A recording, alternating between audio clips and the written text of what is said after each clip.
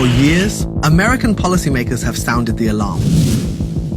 Because you can see how close the Chinese... A smaller number of Filipino citizen is killed. The U.S. and China into a Cold War. How close are we to conflict? Or are they narratives designed to shape perceptions and perhaps even to justify confrontation? It is possible that the security competition will lead to a hot war. We dive into the South China Sea. So this is also a message to the Philippines. Do you really want to fight? Can you win? I'm hoping the South China Sea, which is not a very valuable place to be fighting over for two great powers. We untangle the complexities of China-US relations. I mean, extremist voices are dominating the space. Ideologically, there's a jihad against China. We uncover the history, geopolitics, and media shaping today's power dynamics. There must be someone win more than the other side. You always have the rising and fall of major powers. That's the rule of world history. And we reveal what's at stake in the battle for truth and the path to coexistence. U.S. and China must find some way to coexist rather than have a war.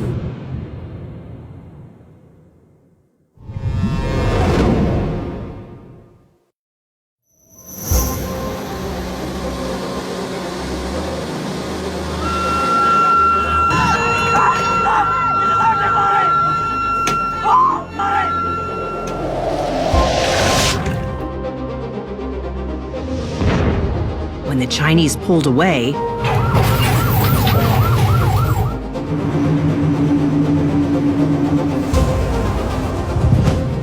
tensions escalated within days with clashes between Chinese and Philippine vessels in the sea. Some would argue South China Sea now is much more dangerous than Taiwan because it has no ready mechanism to manage conflict there. Yeah, I think that's true. I think that the South China Sea is a very different matter, and China has disputes with countries like the Philippines that could easily lead to a shooting conflict between the Philippines on one side and the Chinese on the other. And as you know, the Americans have a treaty commitment to come to the aid of the Philippines. So the Americans could get dragged into a war or a shooting match between the Philippines and China. We traveled to the South China Sea to speak with a China Coast Guard officer who experienced the escalating tensions firsthand. 今年9月至10月，我们连续在南海执行了长达75天的巡逻任务。 These reefs are key flashpoints of contention. At Renai Reef, the Philippines has kept a rusting World War II-era ship grounded since 1999 to assert territorial claims. Despite promises by previous administrations to remove it, the commitment remains unfulfilled. 目前在仁爱礁方向，菲律宾57号登陆舰一直坐滩在我们仁爱礁，15天至30天左右会为武器舰进行运补一次。不光是运送生活物资，甚至会夹带一些建筑材料，为坐滩进一步做好准备。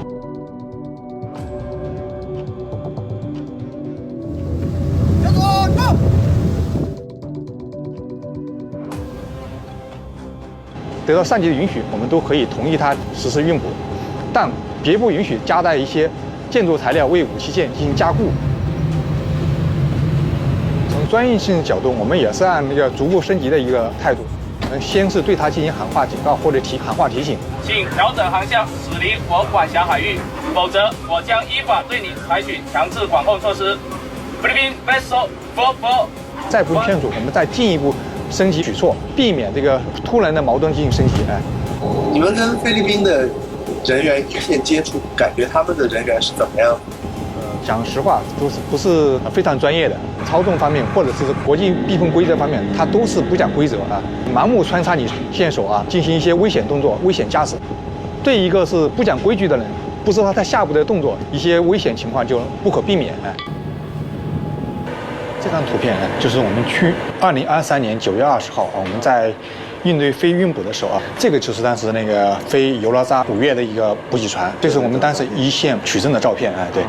哦，这个是媒体这个你可以从那个非海警船上你看到甲板面上有大量的媒体人员他就是故意带媒体人员来拍到，比如说故意想要拍摄一个中国海警来电他们的画面，对，就想宣传出咱们宣传说我们以大欺小对，事实上他是违规拦截危险驾驶甚至他采取一些冲撞措施，反而是我们在冲撞他，对我们进行煽吵菲律宾为武器舰运补动作越来越强势，甚至会携带相关的媒体进行宣传。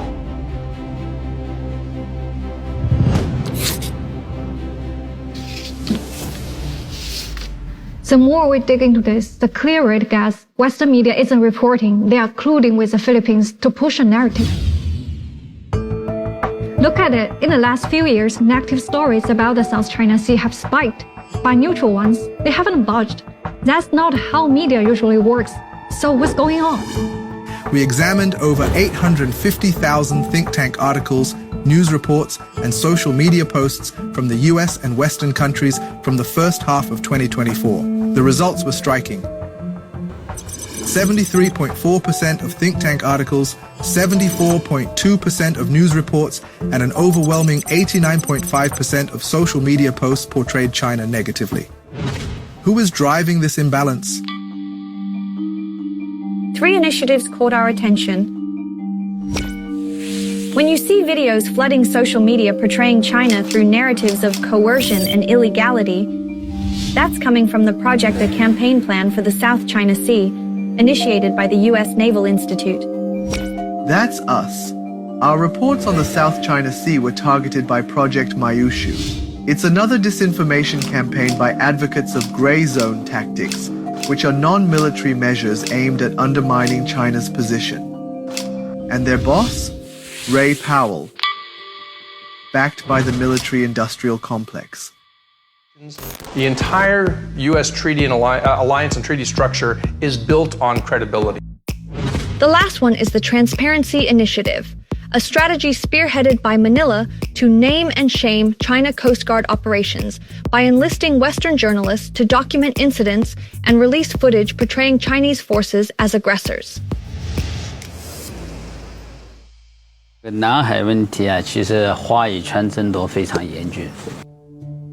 美国的南海政策已经不再中立。20年7月13号，当时的国务卿蓬佩奥仲裁裁决出炉4周年的时候，发表了一个国务卿声明：谁在南海问题上面与中国对抗，美国就支持谁。我们发现很多菲律宾的民众在中国的媒体的下面留言，他们的一个主要观点就是说，就黄岩岛来讲，那个地方是菲律宾的专属经济区，您怎么看这个问题？中菲在南海还没有一个界限清晰的、毫无争议的专属经济区。在2012年黄岩岛对峙之后，6月1号在新加坡香格里拉对话，我当时和菲律宾的当时的国防部长加世明，还有一个美国的一个参议员，我们3个人进行一次对话。我当时是带了菲律宾出版的2000几年的官方地图，我就给他的国防部长看，我说你出版的官方地图黄岩岛在你的国土范围之外啊，怎么黄岩岛成为你的国土主权部分呢？专属经济区难道不是海洋法公约规定的吗？还是说要双方协定？是的，但是海洋相向和相邻国家的专属经济划定，必须要通过协商方式。你依据你非法控制的中国的南沙群岛部分岛礁，或者黄岩岛在这中沙群岛，然后来主张专属经济区，单方面宣布专属经济区里面位于，但是你违背了一个国际法的一个基本原则，陆地统治海洋，你不能说我的陆地这个岛礁在你的专属经济区里边就是你的领土，它这个本末倒置了。第二个就是邻近原则，你靠近我就是我的，所以这个是荒唐的。夏威夷和这个关岛离美国那么远，那怎么成为美国的领土呢？当时的阿基诺夫人这个讲了，菲律宾离中国也很近啊。这个是民国时期的一本地理教科书，第一次出版是1936年，民国25年。南沙群岛在那个时候是叫团沙群岛。美国人出版的地图，麦克兰利公司出版的是1992年出版的，它叫《世界地图册》，在这里边，南沙群岛它用的是汉语拼音南沙 Island (China)， 西沙群岛汉语拼音(China)。这是意大利传教士利玛窦带到日本去，日本人又把它翻译成中文的世界地图万里长沙，在这里利玛窦的地图400多年前的。National ruling against Beijing over conflicting claims to territory. Beijing has ignored a 2016 decision by the Hague-based Permanent Court of Arbitration supported the case brought by the Philippines. The tribunal decision was clear on its stand. The Philippines has propagated the 2016 South China Sea arbitration to bolster its claims. 仲裁庭是不合法的，就是仲裁庭，你成立仲裁庭对菲律宾提起的所谓的仲裁没有管辖权。海洋法公约管不到领土争议和划界主张的。划界主张，中国在2006年，我们根据海洋法公约第298条，涉及到专属经济划界、历史性权利、这个军事行动、专属性执法这一类的争议，中国不接受管辖。China, the Philippines, Brunei, Malaysia all have competing claims over territory in the South China Sea. Why is the Philippines escalating tensions? The Philippines, with the help of American lawyers, took China to compulsory arbitration. So China saw a trap. If you begin to accept that you have to argue why you can opt out, then you cannot opt out after that. So China said, no, I'm not taking part. So what did they do? They said, okay, if you don't want to take part, then I will appoint judges on your behalf, and I will make your case on your behalf. So China didn't want to take part for understandable reasons. China was new to this game. So the Filipinos feel that now they've got UNCLOS on their side, and the Americans are, of course, egging them on. We could see very clearly a hidden hand behind. That is none other than the United States, and of course being aided by Japan to a certain extent. But this certainly is not going to do the entire region anything good. Well, in fact, this has been habitually their practice, their norms. If you were to trace back to the origin of conflict or dispute rather, then I must say that prior to the American intervention in this particular issue, there had been some kind of settlement and mutual understanding between Beijing and Manila over the issue. China prefers the fruit to ripen on its own and not to pluck it. If you pluck it, it's sour, but if it ripens on its own, it'll be a very sweet fruit. So this is also a message to the Philippines. Do you really want to fight? Can you win? The danger for the Filipinos is this, that you think you can make use of the Americans, but in the end, instead of the Americans playing on your chessboard, you become a pawn on the American chessboard. The South China Sea is just one piece of a bigger game, where the US sees China as a growing threat that needs to be contained. Well, I think that the United States is principally interested in containing China. I think the United States fears the fact that China is becoming more powerful and that it is not a status quo power in East Asia. It thinks that it controls the South China Sea and it wants to dominate not only the South China Sea but the East China Sea. And this makes the Americans extremely nervous. China does not conquer the United States. China does not send Navy ships to the United States. But why does the US politicians keep talking about China as enemy? They believe if China do not grow so fast, and they will have no problem to maintain their global leadership or the unipolar system configuration. In my conception, the US and China are inevitable Thucydidean rivals. That is, as long as China is intent upon becoming everything it can be, I mean, that seems to me natural. So as long as that's happening, and as long as the US is determined to be the predominant power, this is going to be a rivalry between two states that have different conceptions of themselves. What's the end goal of the US strategy against China? People don't know what their end goal is. A few, again, people outside the government say, well, we should bring down the Chinese communist regime. Well, we've tried that in Cuba, Baghdad, Kabul, and haven't been very successful. Now we're going to try China? I think that's a little unrealistic. Ideologically, there's a jihad against China. China is the enemy. China is an entity that needs to be stopped, through any and all means. And frankly, China is being bullied in the court of public opinion. And census in Washington right now is anti-China. Yeah, I think that's true, at least in political Washington, yes, definitely. And I don't, hope to see that kind of extends to average American people or average Chinese people. Well, I think hypocrisy is an outstanding feature of U.S. foreign policy. They say one thing, do another. Okay, that has been the typical style of U.S. foreign policy. Center for American Studies. What do China-U.S. relations look like in real life? Professor Wu Xinbo engaged in a debate with a group of exchange students from Harvard. Because, I studied the U.S. policies with China, so I read a lot of U.S. official documents and rhetoric. So basically, they say, "Oh, China is America's primary strategic competitor." Okay, China is America's most serious geopolitical rivalry.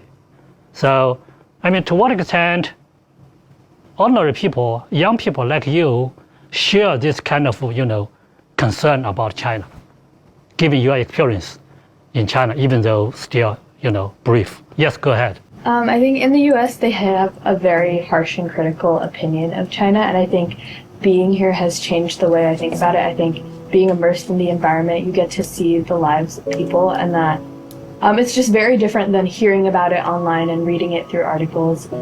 But it's been a very cool experience. Mm-hmm. Yes, please. Yeah. I don't know that my view has changed too much about the risk China poses towards the U.S. But my general sentiment is that the U.S. is a lot more worried about China than China is worried about the U.S. in terms of at least politics, or at least speaking to young people, it doesn't seem as antagonistic as is often portrayed by U.S. media and probably by Chinese media as well. It doesn't seem like it's not a daily obsession. Today, American young people come to China, they are surprised and even shocked to see, how far ahead China is ahead of the US, in terms, let's say, EV, right? Development of green energy industry, and also e-commerce. All these kind of things give them a very different impression of China, different from what they read about and heard. It's not just academic exchanges reshaping perceptions. In Shanghai, waves of international tourists are arriving, jumping on China's newly rolled out visa-free transit policy, all excited to explore a fresh side of the country. China, thanks to the new visa system. We just arrived yesterday. See, this is impression. A lot of people, very peaceful. No crime on the street. Yeah. It's clean. Everything is clean. It's not like in Europe. It's really cool. Yes. A lot of people and it's really crowded, but it's still very quiet and not noisy, and I really like that. Because we don't speak any Chinese. Obviously, sometimes communication, we might have some challenges, but technology has made it so easy, so helpful. To me, one of the biggest misconceptions is the appearance of China. Because in a lot of Western countries, there's very negative views on the appearance. I think one thing I would really want to point out is how green it is, which I find amazing. It's really something to look up to for a lot of countries. In the streets, you have trees everywhere. Somehow, I think people in the West feel that the Chinese people are different. And candidly, frankly, they're not. And I think that can only be explained through either meeting people face to face, talking with them, hanging out with them, visiting them, seeing how they live, or through watching films about them. Oh, let's go to China. Nobody's coming to China anymore because China has been demonized. When people come, it changes their minds almost immediately. There is lots of preconceptions about China, about stereotypes. Today we're going to find out the truth. The fastest trains, everything's modern. Welcome to the most mind-blowing city. Trains run through buildings. Oh my gosh, that is insane. What the hell? Hello, all my friends from on TikTok. Sense of global connection, while for the Chinese, they provide a unique opportunity to break stereotypes. Being on Rednote is so funny to me because before this, the Americans and the Chinese never really had a way to directly converse. What's up, Rednote? I'll cut you a deal. If you teach us all Mandarin, I'll do your English homework. I swear to God. My favorite part is the cat tax. We really love the cat tax that you paid. And I just can't stop thinking like, isn't this what the world should be like? What I'm trying to say is that no matter where you're from, why you're here, you're all welcomed.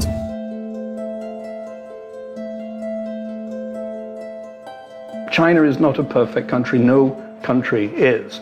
But in my travels around China, in 2024, everyone is living a better, far, far better life than they lived as children, as far better than their parents lived, and infinitely better than their grandparents lived.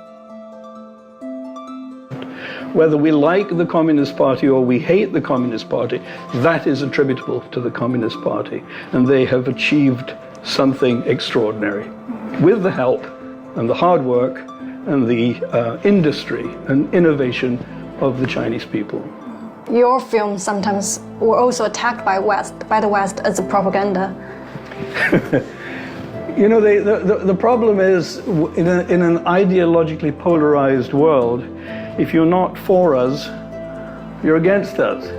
I mean, I'm from the West. They are my tribe, if you will. I just don't happen to admire the way they set themselves up in opposition to the rise, to the renaissance of modern China. I think that's just foolish and wooden-headed. China is going to determine its own future, and I think we need to respect that and we need to embrace it. In a world where narratives of competition and conflict between China and the US often dominate, these stories of collaboration and shared humanity remind us that cooperation is not only possible, but essential. By fostering mutual understanding and preserving the positive aspects of our shared history, we can work towards a future where competition doesn't preclude cooperation, and where the realities of our interactions reflect the best of our shared values.